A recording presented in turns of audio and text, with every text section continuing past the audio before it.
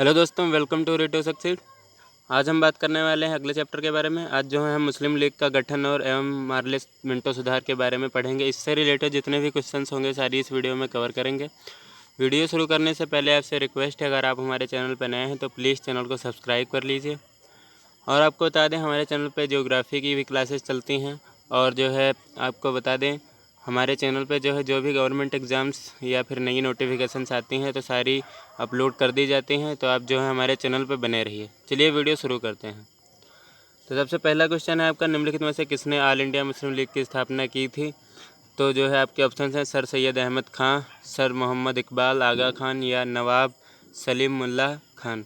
तो जो है नवाब सलीमुल्लाह खान ने इसकी स्थापना की थी। अक्टूबर 1906 में आगा खां के नेतृत्व में मुस्लिम लीग शिमला प्रतिनिधिमंडल ने एक ऐसी केंद्रीय मुस्लिम सभा बनाने का विचार किया जिसका उद्देश्य मुसलमानों के हितों का संरक्षण हो। इसी विचारण के अनुरूप ढाका में संपन्न अखिल भारतीय मुस्लिम शैक्षिक सम्मेलन जो है के दौरान दिसंबर 1906 में इस सम्मेलन के स्वागत समिति के अध्यक्ष तथा राजनीतिक बैठकों के संयोजक ढाका के नवाब जो है सलीम मुल्ला खान ने अखिल भारतीय मुस्लिम लीग के गठन का प्रस्ताव किया और बकार उल मुल्क इसके अध्यक्ष थे। 56 सदस्यीय अस्थायी समिति का चयन किया गया और मोहसिन उल मुल्क तथा बकार मुल्क को संयुक्त रूप से संगठन का सचिव नियुक्त किया गया। लखनऊ में मुस्लिम लीग का मुख्यालय बनाया गया और आगा खां इसके प्रथम अध्यक्ष बने थे। और विकल्प इन तीनों नामों के रहने या इनमें से कोई दो नाम रहने पर संस्थापक के रूप में चयन का वरीयता क्रम इस प्रकार रहा। पहले थे आपके सलीमुल्लाह खान और दूसरे थे आगा खान, तीसरे थे मोहसिन उल मुल्क। और प्रस्तुत प्रश्न में चूंकि प्रथम दो नाम दिए गए हैं तो अतः सलीमुल्लाह खान को प्रथम वरीयता देते हुए संस्थापक के रूप में माना जाएगा। आपका जो अगला क्वेश्चन है वह है, मुस्लिम लीग के संस्थापक थे। तो मुस्लिम लीग के संस्थापक थे नवाब सलीमुल्लाह और 1906 में मुस्लिम लीग की स्थापना हुई थी, तो यह हुई थी ढाका में। चलिए अगला क्वेश्चन देख लेते हैं। तो अखिल भारतीय मुस्लिम लीग की स्थापना किस वर्ष में हुई थी? तो यह हुई थी आपकी 1906 में। चलिए अगले क्वेश्चन देख लेते हैं। आपका जो अगला क्वेश्चन है वह है, मुस्लिम लीग का प्रथम अध्यक्ष कौन था? तो प्रथम अध्यक्ष जो रहे थे वो रहे थे आगा खां। आगा खां जो है प्रथम अध्यक्ष बने थे। चलिए अगला जो आपका क्वेश्चन है वह है, 1907 में मुस्लिम लीग का वार्षिक अधिवेशन कहाँ हुआ था? तो 1907 में मुस्लिम लीग का वार्षिक अधिवेशन जो रहा था वह कराची में रहा था। और मुस्लिम लीग की स्थापना वर्ष 1906 में ढाका में की गई थी। वर्ष 1907 में इसका वार्षिक अधिवेशन कराची तथा 1908 में अमृतसर में हुआ था। इस प्रश्न में आपके जो है कथन और कारण दिए गए हैं। तो आपका जो कथन है वह है, लीग ने कांग्रेस के मुस्लिम जनता के साथ मिलकर उद्देश्य पूर्ति में लगाने के अधिकार को मानने से मना कर दिया। कारण, वैसा अधिकार अकेली मुस्लिम लीग का ही था। नीचे दिए गए कोड से सही उत्तर चुनिए। तो आपके जो ऑप्शंस हैं, ए और आर दोनों सही हैं तथा ए की सही व्याख्या करता है। ए तथा आर दोनों सही हैं परंतु आर ए की सही व्याख्या नहीं करता है। ए सही है परंतु आर गलत है। तो आपका ऑप्शन सी सही है, यानी ए सही है और आपका कारण जो रहा है आर वह गलत है। चलिए, लीग ने कांग्रेस मुस्लिम जनता के साथ मिलकर उद्देश्य पूर्ति लगाने के अधिकार को मानने से इनकार कर दिया, क्योंकि लोग अपने आप को मुसलमानों का प्रतिनिधित्व वाली एकमात्र संस्था मानते थे। इस प्रकार कथन ये सत्य है और यह अधिकार मुस्लिम लीग का ही था। तो आर कथन जो है वह गलत है। चलिए अगला जो आपका क्वेश्चन है वह है, भारतीय स्वाधीनता संघर्ष के संदर्भ में निम्नलिखित में से कौन सा कथन सही नहीं है? तो आपका ऑप्शन ए है, हकीम अजमल खान राष्ट्रवादी तथा चरमपंथी अहरार आंदोलन शुरू करने वाले नेताओं में से थे। तो यह क्वेश्चन बिल्कुल सही है, यह ऑप्शन बिल्कुल सही है। भारतीय राष्ट्रीय कांग्रेस के संगठन के समय सर सैयद अहमद खान ने इसका विरोध किया, यह भी बिल्कुल सही है। 1906 में गठित अखिल भारतीय मुस्लिम लीग ने बंगाल के विभाजन और अलग निर्वाचक बनाए जाने का प्रबल विरोध किया। तो यह ऑप्शन जो है आपका बिल्कुल गलत है। चलिए इसके आगे हम देख लेते हैं। आपका जो है ऑप्शन डी, मौलाना बरकतुल्लाह और मौलाना अब्दुल्ला सिंधे काबुल में भारत के अंतःकालीन सरकार का गठन करने वालों में से एक थे। तो यह ऑप्शन भी आपका सही है। तो आपका जो उत्तर रहेगा वह ऑप्शन सी रहेगा, यानी 1906 में गठित अखिल भारतीय मुस्लिम लीग ने बंगाल के विभाजन और अलग निर्वाचक समूह बनाए जाने का प्रबल विरोध किया। तो यह ऑप्शन जो है सही नहीं है।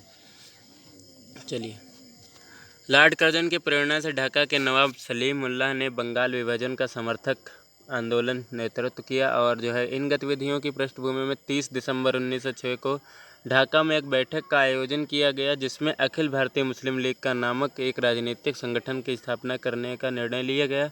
इस संगठन के 3 उद्देश्य थे: ब्रिटिश सरकार के प्रति मुसलमानों में निष्ठा बढ़ाना, लीग के अन्य उद्देश्यों के बिना दुष्प्रभावित किए गए अन्य संप्रदायों के प्रति कटुता की भावना को बढ़ाने से रोकना, मुसलमानों के राजनीतिक अधिकारों की रक्षा और उनका विस्तार करना। अगला जो आपका क्वेश्चन है वह है 1906 में मिंटो से शिमला में मिले मुसलमानों का जो है शिष्टमंडल ने प्रार्थना की थी। तो यह मुसलमानों के लिए पृथक निर्वाचक वर्ग ऑप्शन जो है आपका सही है। 1 अक्टूबर 1906 को आगा खां के नेतृत्व में मुसलमानों का एक शिष्टमंडल तत्कालीन वायसराय लॉर्ड मिंटो से शिमला में मिला।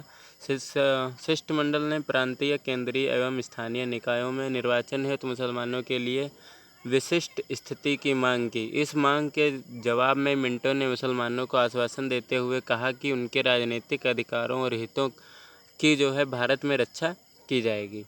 चलिए, इसके आगे हम देख लेते हैं अपना अगला क्वेश्चन।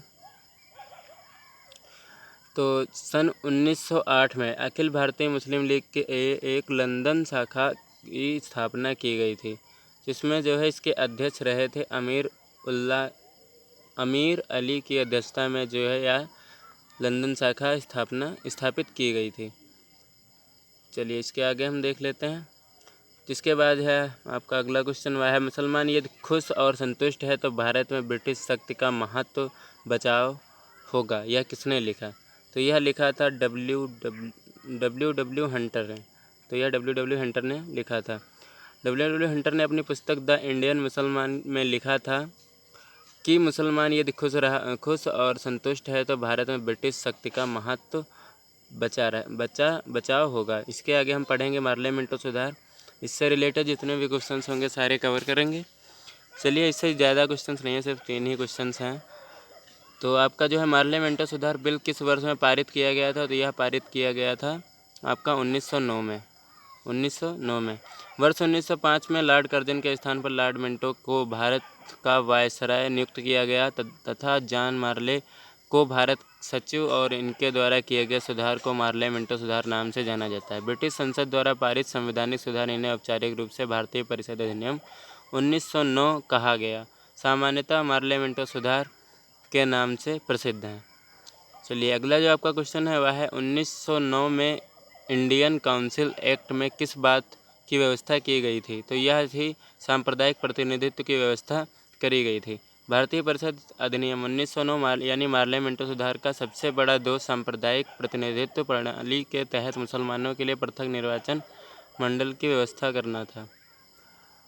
आपका जो अगला क्वेश्चन है वह है राष्ट्रीय आंदोलन की अवधि में जिस घटना में मतभेद बीज थे और वह जिसने अंततः देश को विभाजन कराया था।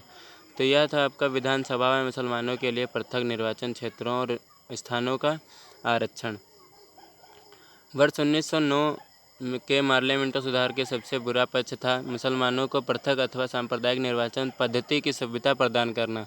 इस प्रकार इस सुविधा ने कालांतर में रूप में सार्वजनिक सांप्रदायिक जीवन को विषाक्त कर दिया और अंततः देश के विभाजन के बीजारोपण का काम किया। इसके विषय में जवाहरलाल नेहरू ने कहा था, इससे उनके चारों ओर एक राजनीतिक प्रतिरोध बन गए जिन्होंने उन्हें शेष भारत से अलग कर दिया और इसने शताब्दियों से आरंभ हुए एकता तथा मिलन की ओर किए गए सभी प्रयत्नों को पलट दिया। चलिए, तो अगर आपको वीडियो अच्छी लगी हो तो लाइक करें, कमेंट करें, शेयर करें, सब्सक्राइब करें। Thanks for watching. और आपको बता दें, अगर जो आप हमारी पिछली वीडियोस देखना चाहते हैं तो हमारे चैनल के प्लेलिस्ट में जाके वीडियोस देख सकते हैं। Thank you.